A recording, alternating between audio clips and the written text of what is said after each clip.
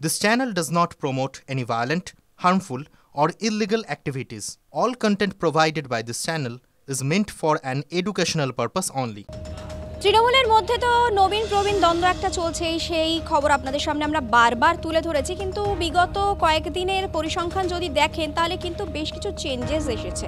যেমন সোমবার দিন একটি বৈঠক হলো, জাতীয় কর্মসমিতির বৈঠক, যেখানে ডিসিপ্লিনারি কমিটি গঠন হলো এবং তারপরের দিনই আমরা কি দেখলাম যে শান্তনু সেনের নিরাপত্তারক্ষী প্রত্যাহার করে নেওয়া হলো। তারপর কি ঘটলো, যেটা নবতম সংযোজন, সেটা হচ্ছে যে মুখপাত্রের পদ থেকে সরিয়ে দেওয়া হলো অরূপ চক্রবর্তীকে।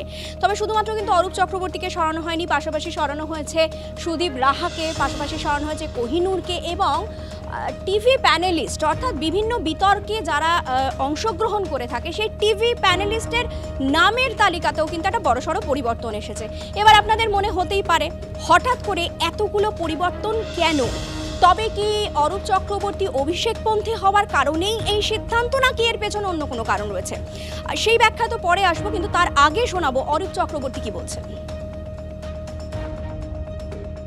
দল সিদ্ধান্ত নিয়েছে, দল বিবেচনা করেছে।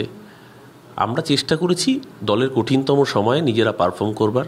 দল যদি কোনো সিদ্ধান্ত নেয় সেই সিদ্ধান্ত মাথা পেতে নেওয়াটাই সৈনিকের কাজ। কিন্তু এটা তো ঘটনা, যখন দুর্দিন ছিল দলের, তখন আমরা যারা প্রকাশ্যে টেলিভিশন চ্যানেলে, সোশ্যাল মিডিয়ায় বা বিভিন্ন ফোরামে গিয়ে বক্তব্য রেখেছি, আমাদেরকেও ব্যক্তিগতভাবে কুৎসিত আক্রমণ শুনতে হয়েছে বিরোধীদের থেকে। হ্যাঁ, মুখপাত্র ছিলাম, আজকে নেই, একটা ব্যক্তিগত স্তরে খারাপ লাগা থাকে, কারণ মুখপাত্র থাকাকালীন যখন কাউন্টার করেছি আমাদের পরিবারের লোকজনকে পর্যন্ত গালিগালাজ শুনতে হয়েছে। সেই জায়গায় লড়াই করার পরে খারাপ লাগা একটা থাকে।